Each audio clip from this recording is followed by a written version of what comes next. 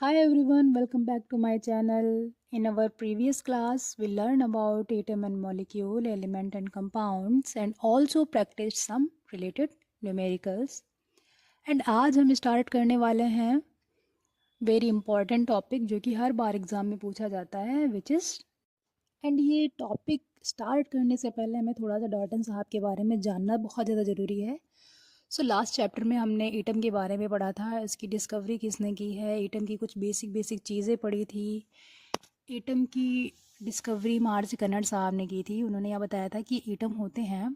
इसके बाद ग्रीस में डिस्कवरी हुई। कुछ डेमोक्रेटस और उनके गुरुजी लेवेसियस ने बताया कि इंडिविजुअल पार्टिकल्स एटम होते हैं।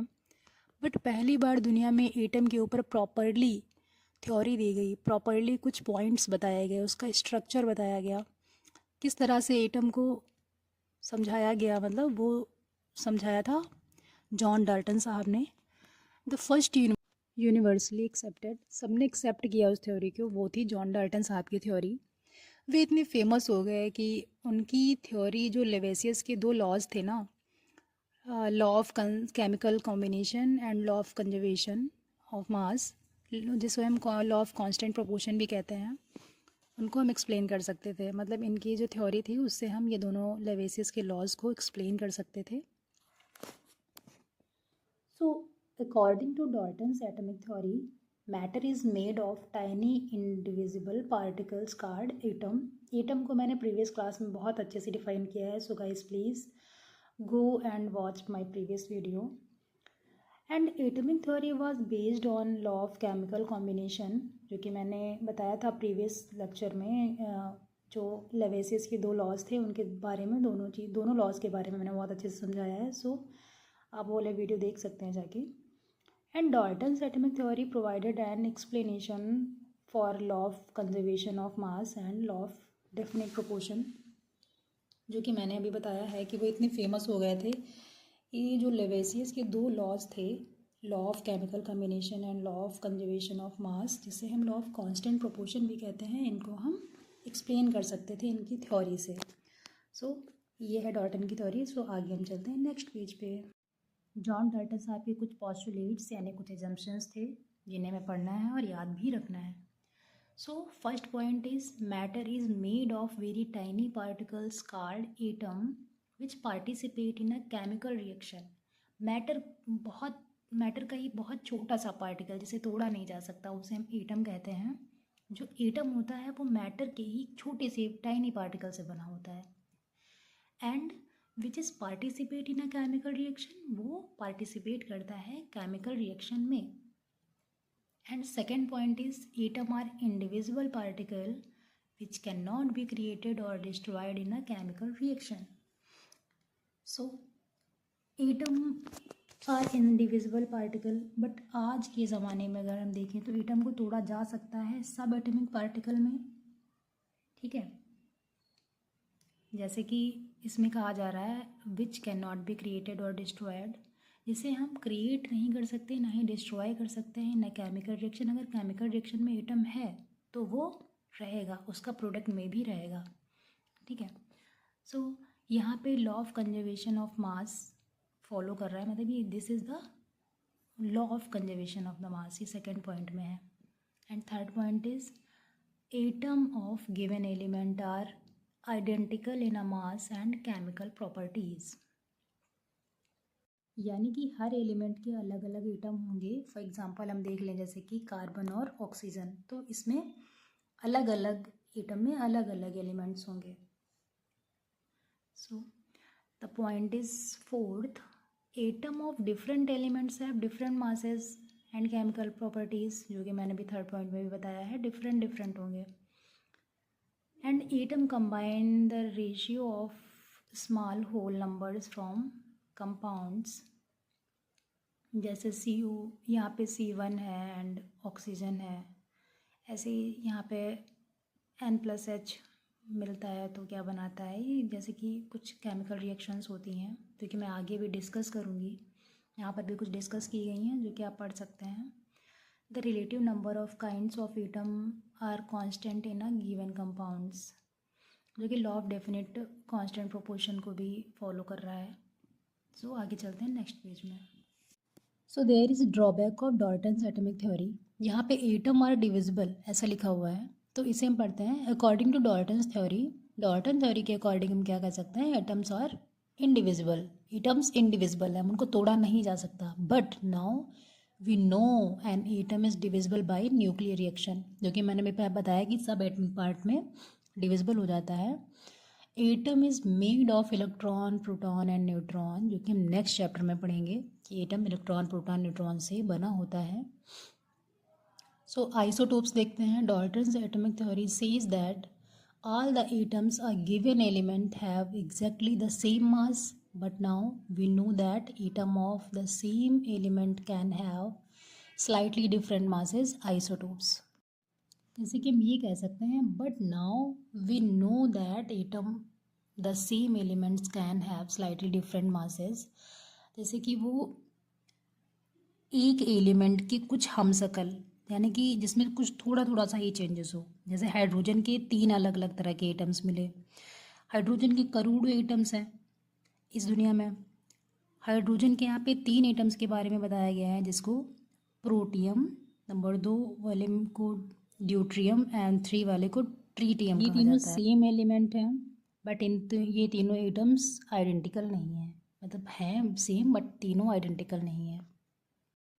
आइसोटोप्स को अगर हम इजी वे में देखें तो ये कह सकते हैं कि ऐसे एलिमेंट्स जो अलग अलग मास वाले एटम्स रखते हैं, इस फिनोमेना को हम आइसोटोप्स कहते हैं। ठीक है, अब हम देखते हैं आइसोबार क्या होता है।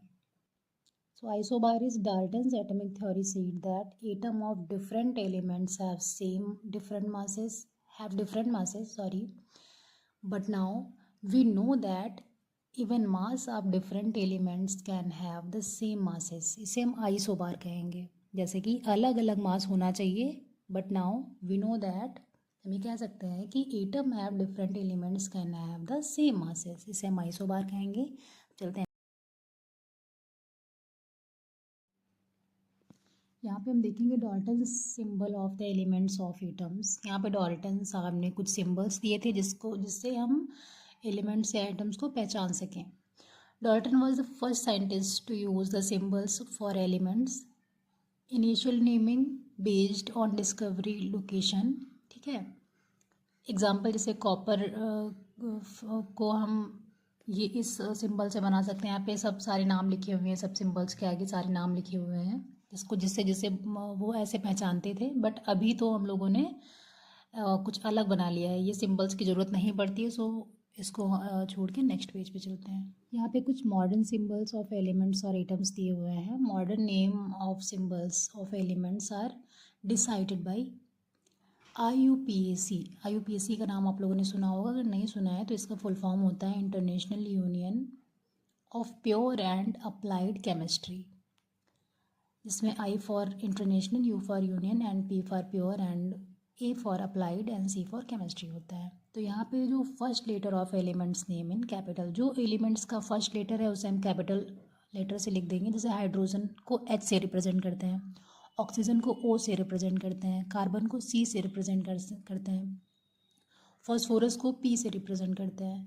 ऐसे सेकंड नंबर पे देखते हैं first letter of element name in capital and second letter. So aluminium हो गया, तो इसे हम AL से रिप्रेजेंट, मतलब 2 स्टार्टिंग के 2 लेटर्स, कैल्शियम को CA से, हीलियम को HE से। And third, the first letter of elements name in capital and any other letter in small. जैसे कि हमने फर्स्ट लेटर का कैपिटल लिख दिया और कोई उसमें से कोई दूसरा लेटर लेके वो स्मॉल में, जैसे जिंक को ZN से, मैग्नीशियम को Mg से, क्लोरीन को Cl से। फोर्थ, टेकन द, ये कुछ लेटिन और जर्मन और ग्रीक का था, तो इसको आयरन फेरम, इसको हम Fe से रिप्रेजेंट करते हैं। सोडियम, ये जो नाइट्रियम है इसको Na से, पोटेशियम कैल्शियम को K से। ठीक है, तो ये आपको आई होप समझ आया होगा, नहीं आया तो कुछ आप कमेंट सेक्शन में पूछ सकते हैं। तो चलते हैं नेक्स्ट पेज पे। सो यहाँ पे कुछ 20 एलिमेंट्स, स्टार्टिंग में कुछ 20 एलिमेंट्स दिए हैं विद सिंबल्स, जिनको आप लोग याद रख सकते हैं। हाय हेलो लिटिल बोले बच्चों, जिसको मैंने वैसे लिख दिया है, आप लोग उसे अच्छे से पढ़ सकते हैं। हाइड्रोजन, हीलियम, लिथियम, बेरियम, ये सारी चीज़ें लिखी हुई हैं। सारी स्टार्टिंग के 20 एलिमेंट्स लिए गए हैं और उन्हें कैसे याद रखना है वो बता दिया है मैंने, तो आप उसको पढ़ सकते हैं। इसके बहुत अलग अलग टाइप के लोग अलग अलग बताते हैं, अपना जिस हिसाब से आपको याद करना हो याद कर लीजिए, बट ये बहुत इंपॉर्टेंट है, इसको आप याद कर लीजिए। यहाँ पे कुछ अदर एलिमेंट्स विद सिंबल्स लिखे हुए हैं, जिसमें एलिमेंट और सिंबल सारे लिखे हुए हैं। एलिमेंट और उसको किस सिंबल से रिप्रेजेंट करते हैं वो लिखा हुआ है। एल्यूमिनियम को Al से, आर्गन को Ar से, बेरियम को Ba से, बोरॉन को सिर्फ B से, ब्रोमीन को Br से, कैल्शियम को Ca, carbon C, chlorine Cl, cobalt CO। तो ये सारे एलिमेंट्स और सिंबल्स आप लोगों को याद होने चाहिए, जो कि बहुत इम्पॉर्टेंट है। आप लोग प्लीज़ याद कर लीजिए इन सब सारे सिंबल्स को। यहाँ पे मॉलिक्यूल्स ऑफ एलिमेंट लिखा हुआ है। The molecules of element are made up of some type atoms. ये मॉलिक्यूल कैसे बना होता है? मॉलिक्यूल कुछ एटम्स को मिलाकर ही मॉलिक्यूल बनते हैं। एटम जब एक पास आ जाते हैं तो वो मॉलिक्यूल फॉर्म करते हैं। तो यहाँ पे हाइड्रोजन जब H और H मिल गया तो वो H2 बन गया, दिस इज़ द मॉलिक्यूल। तो यहाँ पे 2 एटम्स हैं। ऑक्सीजन के पास भी 2 एटम्स हैं, O और O मिल गया। नाइट्रोजन के पास भी 2 एटम है, क्लोरीन के पास भी 2 एटम है। एंड एटोमिसिटी क्या होता है? Number of atom present in one molecule of element. यहाँ पे इसमें कुछ नेम्स दिए हुए हैं, oxygen, hydrogen, nitrogen, chlorine, ozone. इसके मॉलिक्यूल्स लिखे हुए हैं, इसमें कितने हैं। इसकी एटोमिसिटी लिखी हुई है। डायटोमिक, देखिए डायटोमिक, ट्राइटोमिक, टेट्राटोमिक, ये पेंटाटोमिक, हेक्साटोमिक्स, ये सारी चीज़ें होती हैं। जब यहाँ पे 2 हैं तो ये डायटोमिक हो गया। जहाँ पे 3 हो जाएंगे वहाँ पे ट्राइटोमिक हो जाएगा। जहाँ पे 4 हो जाएंगे वहाँ पे टेट्राटोमिक हो जाएगा। ठीक है, तो ये आपको पता होगा आई थिंक। तो यहाँ पे 2 ऑक्सीजन मिल रहे हैं तो यहाँ पे डायटोमिक होगा। हाइड्रोजन में 2 हाइड्रोजन मिल रहे हैं तो यहाँ पर भी डायटोमिक होगा। अब यहाँ पे देखिए ओजोन में 3 O है, मतलब 3 ऑक्सीजन्स हैं, तो इसको ट्राइटोमिक बोलेंगे। नेक्स्ट इधर आ जाते हैं फॉस्फोरस। इसमें फॉस्फोरस P4 होता है तो this is the tetratomic. And sulphur, इसको हम S8, S6, S4, S2 कुछ भी कह सकते हैं, तो ये पॉलीएटोमिक होगा। And argon, neon, helium, this is the noble gases and ये मोनोएटोमिक होती हैं। चलते हैं नेक्स्ट पेज पे। अगर कुछ समझ नहीं आया हो तो प्लीज़ आप कमेंट सेक्शन में पूछ सकते हैं। तो यहाँ पे हम पढ़ेंगे molecules and compounds. The molecules of compounds are made up of different type of atoms. जहाँ पे डिफरेंट टाइप ऑफ एटम्स होते हैं वो कंपाउंड्स फॉर्म करते हैं। जैसे यहाँ पे H2O, यहाँ पे H हैं 2, हाइड्रोजन 2 हैं, ऑक्सीजन 1 है, दिस इज़ द कंपाउंड्स। यहाँ पे डिफरेंट टाइप के एटम्स हैं। अमोनिया NH3, मतलब नाइट्रोजन भी है और इसमें हाइड्रोजन भी है, तो हाइड्रोजन की 3 एटम्स हैं, तो ये अमोनिया फॉर्म बन जाएगा, तो this is the compound. Carbon dioxide CO2, यहाँ पे कार्बन भी है ऑक्सीजन भी है, तो दिस इज़ द कंपाउंड। तो यहाँ पे लिखे हुए हैं कि कितने क्या है, किसका मास क्या है, तो वो आप लोग देख सकते हैं। एटम और different elements combine in fix proportion of to form the molecules, इसे हम लॉ ऑफ कांस्टेंट प्रोपोर्शन भी कहते हैं। सो चलते हैं नेक्स्ट पेज पे। आप लोग को आई होप समझ आया होगा। कंपाउंड और एलिमेंट बताना है आपको। जैसे H2, this is the element, यहाँ पे सेम एटम्स हैं तो ये एलिमेंट होगा। जहाँ पे सेम एटम्स होते हैं वो से एलिमेंट होता है। जहाँ पे डिफरेंट एटम्स फॉर्म करते हैं वो कंपाउंड्स होता है। तो O2, this is the, there are also same elements, so this is also element.